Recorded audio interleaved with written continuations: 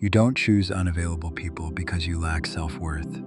You feel most alive when something about the connection is uncertain. When something about them isn't fully yours, it shows up as anticipation, reading into small signals, checking for shifts, feeling close, then slightly off balance, feeling pulled in, then destabilized when they pull away, a kind of emotional hunger that sharpens instead of settles. At some point, your system learned that closeness and unpredictability belong together. That's not dysfunction, that's not a flaw. That's your mind learning how to stay connected without losing the signal. And once that link is in place, stability can feel unfamiliar. Consistency doesn't always register as connection. It can feel like something is missing, like it is less real than the people who can't fully choose you. From the outside, this doesn't look like confusion. It often looks like discernment, like someone who knows what they want, who doesn't settle, who feels deeply but selectively. But internally, the experience isn't about clarity. It's about activation. There's a type of person who doesn't rush into connection, who doesn't chase attention. They notice things. They read people well. They pick up on subtle shifts. And when someone becomes slightly unpredictable, their attention locks in, not in a frantic way, in a focused way. They start noticing everything: tone shifts, response time, small inconsistencies. They replay conversations, not obsessively, but precisely, trying to understand what's underneath. They don't call it anxiety. It feels like awareness, like they're picking up on something real. They feel deeply when there's a moment of closeness, and just as deeply when that closeness disappears. So the connection starts to move in waves: intensity, distance, re-engagement.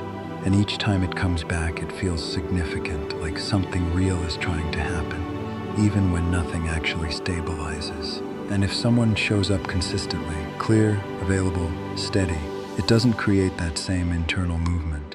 There's nothing to track, no shift to read, no question to answer, no signal to interpret, just presence. And strangely, that can feel quieter than expected. It can feel flat. When connection depends on tracking change, attention becomes part of the bond, not just being with someone, but monitoring them. And over time, that monitoring doesn't feel separate from attraction. It feels like connection itself. Your mind learns to associate. Movement equals meaning, uncertainty equals depth, re-engagement equals proof of connection over time. That doesn't feel like a pattern, it feels like chemistry.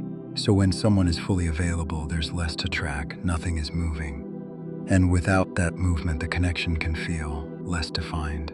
The same pattern that keeps you engaged, the same pattern that creates intensity, is the pattern that prevents stability from feeling real and prevents the connection from settling. Because the bond is built on responding to distance. So when distance disappears, the structure of the bond changes, and what's left doesn't always feel as compelling at first, which creates a quiet contradiction. You can recognize who is consistent, you can see who is emotionally available, but the pull, the real pull, often happens somewhere else.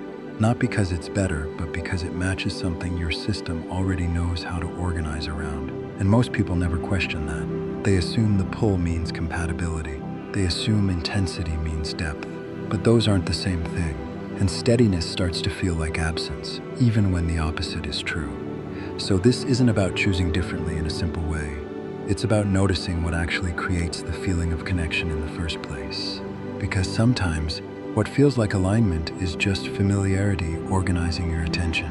And once you start to see that clearly, the experience of connection doesn't disappear, but it doesn't feel the same.